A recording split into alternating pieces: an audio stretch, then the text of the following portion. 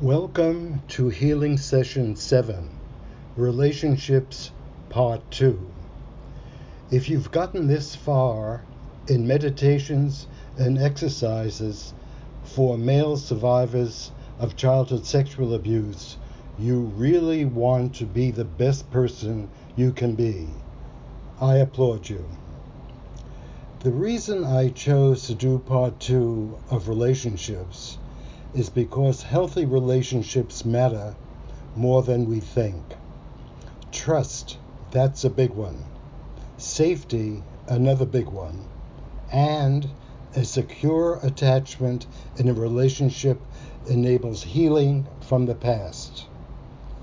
And for some, healing can be a lifelong process, and that's okay.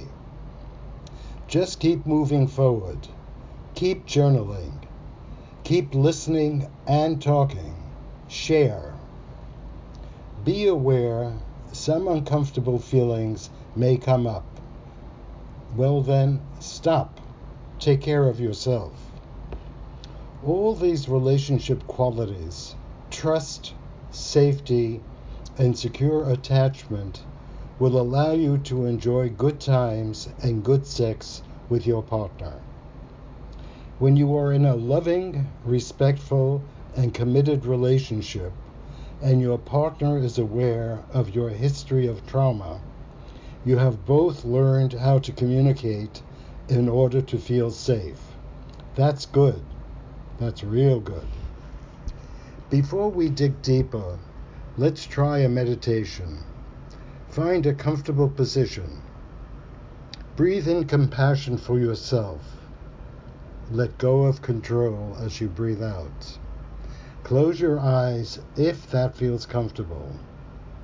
Take a deep breath in and feel your body relax. Exhale all negativity. Breathe naturally and feel the past and future disappear for these few moments. Find the joy of commitment as you breathe in. Let go of negativity as you breathe out. What is joy, you ask, as you breathe in? Negativity we know and can breathe it out. Breathe in. I'm alive and making a difference. Breathe out. I let go of all negative messages. Breathe in. I decide on my inner messages. Breathe out. I let go of all negative messages. Breathe in. I refuse to use childhood messages to define my present moment. Breathe out. I am more than my abuse. I am love. Let's repeat before we open our eyes. I am love. I am love. I am love. Well done all. Thank you.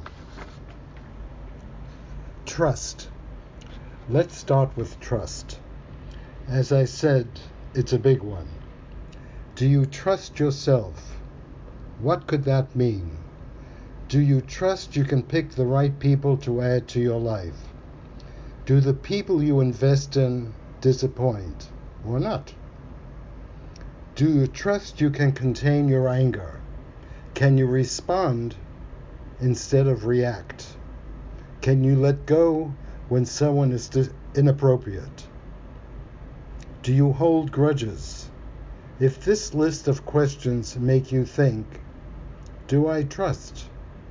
Then you must also ask yourself, how does this lack of trust impact my intimate relationship? Also, when do I trust? How do I add more trust to my life? The answer? One challenge, one person at a time. Do you trust your partner has the time and inclination to process the abuse you suffered? Are you giving your partner a fair chance, or are you being judgmental? If there is a foundation of caring, love, understanding, patience, and mutual respect, then be assured the relationship can withstand what you have to share. When you find the right moment and the words finally come out, you may regret having said anything, but in truth, this openness will cement your relationship. Impulses. Check your impulses. Check the message in your head when your partner reaches out to you. Take responsibility. The two biggest words in the English language. Take responsibility for your actions and reactions, for accepting a friendly smile or pulling back in defense. Journal your feelings. Follow your journal. Can you note progress?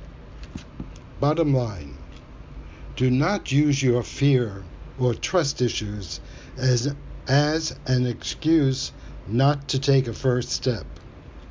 If necessary, practice on an old friend or family member you know will understand. Listen to your feelings. What are you feeling? What are they telling you? Communicate these feelings. Start a dialogue, or, as I keep saying, talk to your journal, so to speak. Make your journal entries your best friend. Combat the inner messages that are negative. Replace them with positive reinforcement. Make a list of positives in your journal. Start your day and end your day reading your list of affirmations. Take a deep and full breath in before we move on to safety. That is emotional safety in a relationship. Emotional safety is about establishing trust with another person and feeling safe enough to be open and vulnerable with them. Emotional safety allows you to be your most authentic self. When both people in a relationship feel authentic and secure, it provides a safe environment in which a deeper and more loving connection can take shape. Why are we searching for trust and emotional safety? Why? Because you will feel more valued and valuable. Because you will truly be yourself without the risk of being judged. Because you will no longer have to be perfect. You will be able to be vulnerable. Because you will learn to express yourself freely. Liberation, I call it. Liberation of the soul. Because you will finally be heard without judgment. What are the ways you can create emotional safety in your relationships? 1. Respect boundaries. Setting and respecting boundaries will not only protect you, but also your relationship. 2. Pay attention to nonverbal communication. We are responsible for our words, but also for the way we send them. What is your face and body language saying? 3. Be an active listener. Truly take in what your partner is telling you. Lean forward. Nod when appropriate. 4. Practice transparency. That is, no hiding. Set an example. Tell the whole truth and nothing but the whole truth. 5. Give your partner the benefit of the doubt. He or she will have to do the same for you. Do not feed situations that would tear the relationship apart. 6. Invest in counseling. Couples therapy can foster emotional safety. One last important topic for today is secure attachment. Essentially, your attachment style determines how you relate to your partner, which affects your reactions and emotional investment. The root of attachment style comes from childhood. If you were sexually abused by a family member as a child, you might be dealing with avoidant attachment. Back to trust.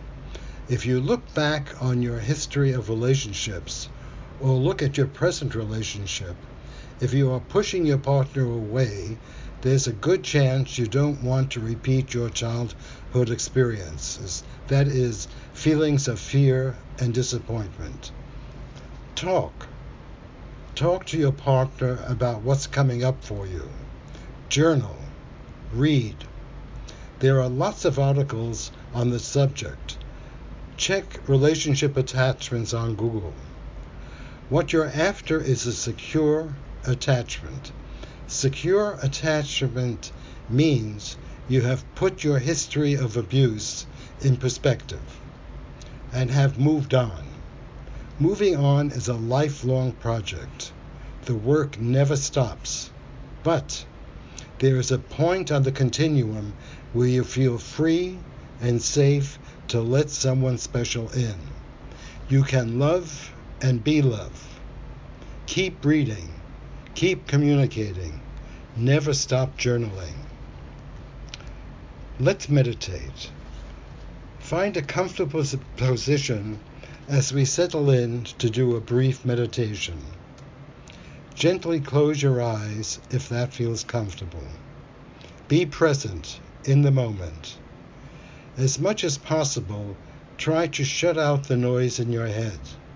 Breathe in deeply and fully, in through the nose and out through your mouth. Feel yourself moving into a quiet place. Breathe out your troubles. Be aware of your senses as you breathe in. Feel your body relaxing. Breathe out all negativity. Breathe in as we decide not to be defined by our past. Breathe out all thoughts that prevent freedom from the past. Do not define yourself with your past. Breathe in positivity. Hold on to who you really are. Breathe out negativity. Breathe in as you hug your inner child. Breathe out a cry from your inner child. See your inner child. Tell your inner child that you can trust, that you can love and be loved, that you are free. Breathe in freedom. Breathe out all the voices that say you are not okay, not enough. Smile. Breathe in as you place a smile on your inner child. Breathe out negativity. Open your eyes. Thank you for joining me today. I look forward to seeing you tomorrow when we will discuss strategies. On Amazon.com, I have a compilation of 4 short stories and 4 short plays. It's called Gay Experiences and is listed under I.J.J.A.Y. Asher, A-S-H-E-R. Till next time.